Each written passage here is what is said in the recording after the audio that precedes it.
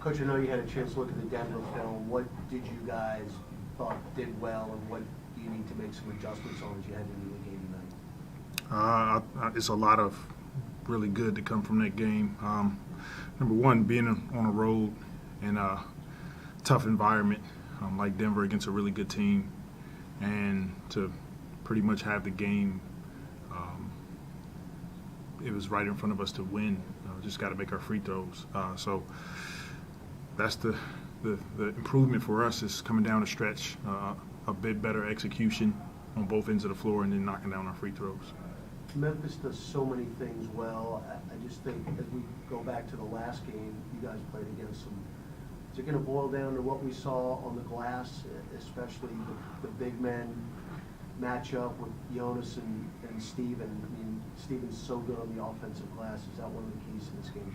Definitely one of the keys. They're one of the best teams at offensive rebound, and it's a part of their offense. And so it's definitely high on our list. Shot goes up, we got to turn and find bodies.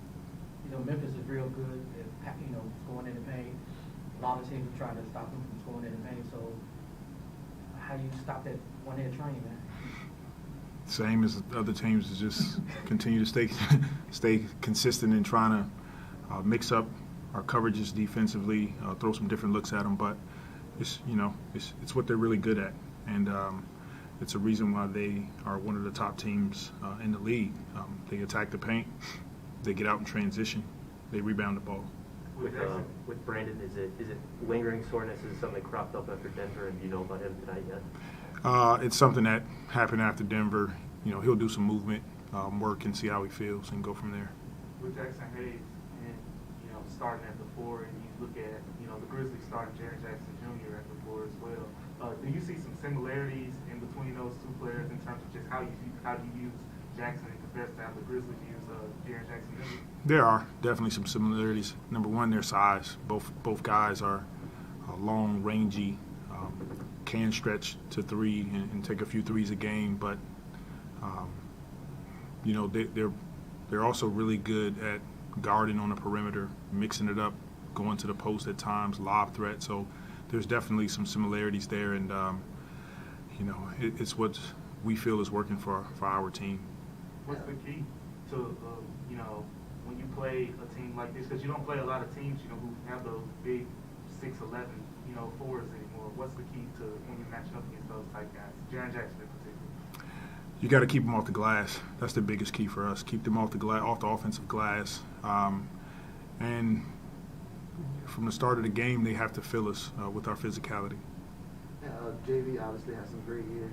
You talked all year about how much you guys have leaned on him to do a little bit of everything. Just how important has everything he's brought to this team this season, whether it be physicality, scoring, all of that stuff. Extremely important. JV brings playoff experience.